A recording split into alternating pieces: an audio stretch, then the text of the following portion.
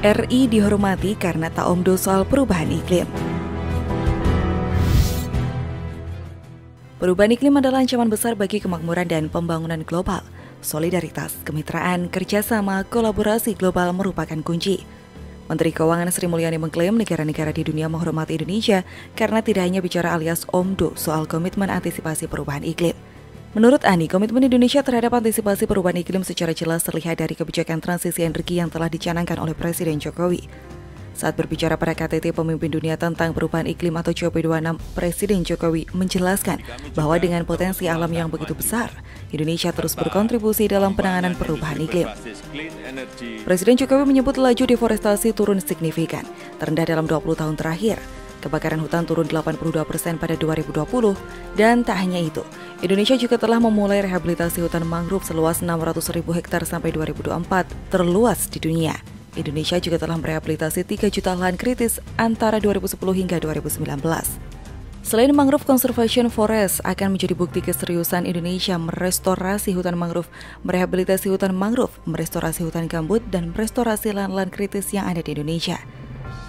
Sedangkan di sektor energi, Indonesia juga terus melangkah maju dengan pengembangan ekosistem mobil listrik dan pembangunan pembangkit tenaga surya terbesar di Asia Tenggara. Selain itu, Indonesia juga memanfaatkan energi baru terbarukan, termasuk biofuel serta pengembangan industri berbasis energi bersih, termasuk pembangunan kawasan industri hijau terbesar di dunia di Kalimantan Utara. Masih dari sektor energi, PT PLN Persero menyatakan komitmennya untuk melakukan transisi energi kepada penggunaan energi baru terbarukan. Perseroan akan melaksanakan tugas dari pemerintah hingga mencapai karbon netral pada 2060. Dalam rencana umum penyediaan tenaga listrik PLN 2021-2030, perusahaan menetapkan pengembangan energi baru terbarukan hingga 51,6%. Sementara itu, sisanya 48,4% memakai bahan bakar dari energi fosil. Selama 9 tahun ke depan, perusahaan Setrum berencana membangun kapasitas pembangkit listrik hingga 40.575 MW. Artinya dari pembagian tersebut 20.923 MW listrik berasal dari pembangkit energi baru terbarukan dan 19.652 MW dari energi fosil. Kebijakan ini ditetapkan PLN seiring dengan upaya pemerintah menekan emisi karbon dan meningkatkan penggunaan energi bersih di dalam negeri.